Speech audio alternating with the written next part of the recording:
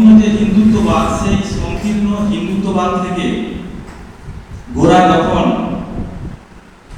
সমগ্র মানে দেশের মধ্যে বা তার নিজের গণ্ডির বাইরে যখন বেরিয়ে যায়, তখন সে দেখতে পায় যে আমি এই যে সংকীর্ণ হিন্দুত্ববাদ নিয়ে যে আমি এইভাবে জীবনকে অতিবাহিত করছি, এর থেকেও বড় জীবন হচ্ছে আমার সমগ্র ভারতবর্ষ। সেখানে কোনো জাতিভেদ থাকবে না। তাই রবীন্দ্রনাথকে আমরা বলতে পারি যে তিনি ছিলেন একেবারে সার্থক মনস্তত্ত্ববিদ। কেননা চোখের বালি যে উপন্যাস 1913 সালে যে চোখের বালি উপন্যাস প্রকাশিত হয়েছিল, সেই চোখের বালি উপন্যাসে আমরা দেখতে পাই যে সেখানে ঘটনার কোনো ঘনঘটা নয়, একেবারে চরিত্রের মনের কথাকে তিনি ঘা মেরে বাইরে বের করে এনেছিলেন এই চোখের বালি উপন্যাসের মধ্য দিয়ে।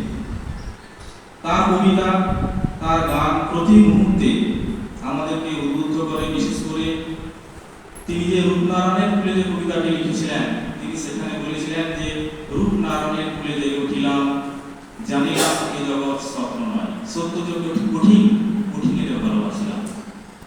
আমরা দেখতে পাই যে রবীন্দ্রনাথের এক এক করে তার যে পত্নী বিয়োগ, তারপর তার পুত্র হচ্ছে রথীন্দ্রনাথ এবং তার কন্যা হচ্ছে রেণুকা, তারা কিন্তু রবীন্দ্রনাথের আগে কিন্তু তাদের মৃত্যু হয়েছে।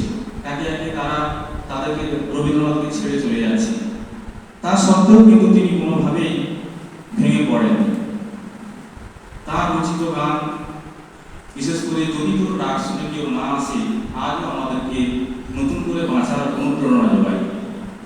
তার যে নাটক অচলায়তন নাটক, এই অচলায়তন নাটকে দীর্ঘদিন ধরে চলে আসা যে সংস্কার, সেই সংস্কারের বিরুদ্ধে তিনি জেহাদ ঘোষণা করেছিলেন সুভদ্র চরিত্রের মধ্য দিয়ে।